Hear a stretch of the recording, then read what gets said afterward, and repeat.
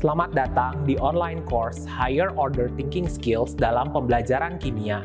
Saya, Hans, dan rekan saya, Winawati, akan memandu Bapak dan Ibu untuk melihat kembali berbagai aspek terkait Higher Order Thinking Skills, yaitu taksonomi pembelajaran, metode belajar mengajar, dan penilaiannya, khususnya dalam pembelajaran kimia.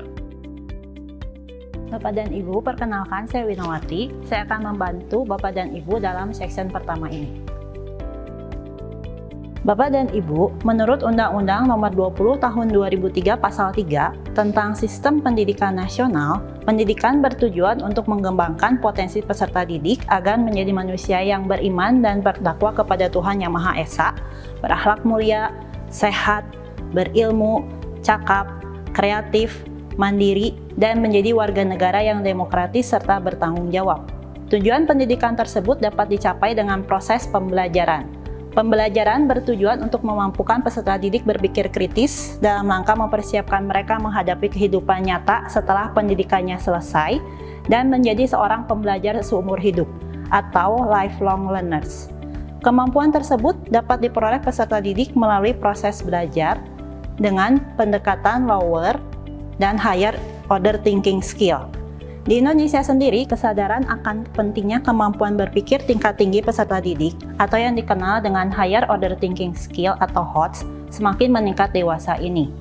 Terlebih setelah diterapkannya kurikulum 2013 pada jenjang pendidikan dasar, menengah, ataupun standar nasional pendidikan tinggi tahun 2015 di jenjang pendidikan tinggi.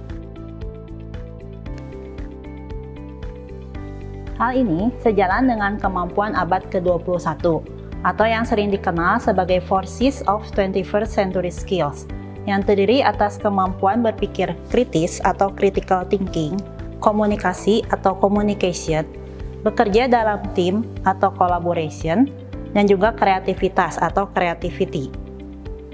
Apakah proses belajar mengajar yang kita lakukan telah mengkondisikan peserta didik untuk dapat mengembangkan potensi dirinya, baik dari sisi kognitif, afektif, dan juga psikomotorik. Melalui course ini, Bapak dan Ibu diajak untuk melihat kembali pentingnya taksonomi, metode, dan penilaian dalam suatu kegiatan belajar mengajar secara khusus pada mata pelajaran kimia.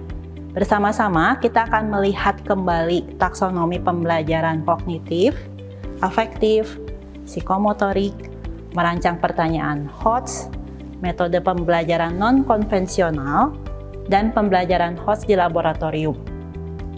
Di akhir online course ini, Bapak dan Ibu diharapkan dapat memahami, mengaplikasikan taksonomi, metode pembelajaran, dan penilaian dalam kegiatan belajar mengajar.